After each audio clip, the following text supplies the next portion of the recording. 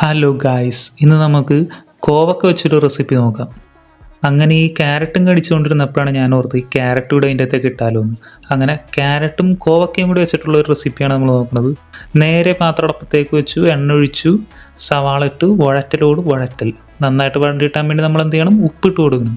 ഉപ്പ് ഇട്ട് നല്ലപോലെ അങ്ങോട്ട് വഴറ്റി കഴിഞ്ഞപ്പോഴത്തേക്കും നമ്മളിത് കോവക്കയും ഇട്ട് കൊടുത്തു, ക്യാരറ്റും ഇട്ട് കൊടുത്തു. വീണ്ടും എന്ത് ചെയ്യണം, വഴറ്റൽ. കുറച്ച് നേരം ഇങ്ങനെ വഴറ്റി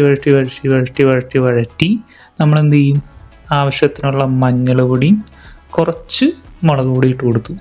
എന്നിട്ട് എന്ത് ചെയ്യണം, വീണ്ടും വഴറ്റണം. ഞാൻ കുറച്ച് ഗരം മസാലയും കൂടി ഇട്ടിട്ടുണ്ട്, അതിട്ടണമെന്ന് നിർബന്ധമില്ല.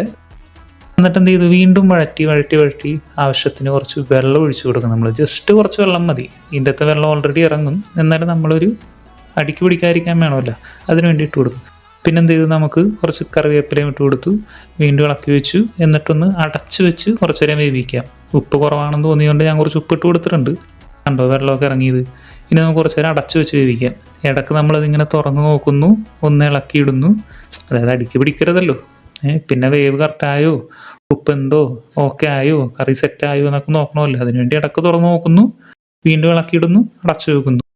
അങ്ങനെ ഒരു 2-3 പ്രാവശ്യം നമ്മൾ ഇളക്കിയിടുന്നു, അടച്ചു വെക്കുന്നു. എല്ലാം ചെയ്ത് കഴിയുമ്പോഴത്തേക്കും കറി അങ്ങോട്ട് സെറ്റായി ഇതുപോലെ ഇരിക്കും. ഉപ്പിൻ്റെ എന്തെങ്കിലും കുറവുണ്ടെങ്കിൽ ഉപ്പിട്ട് കൊടുക്കുക. ബാക്കി വേറെ ഒന്നുമില്ല, ഇത്രേ ഉള്ളൂ. അപ്പം ശരി, ഓക്കെ.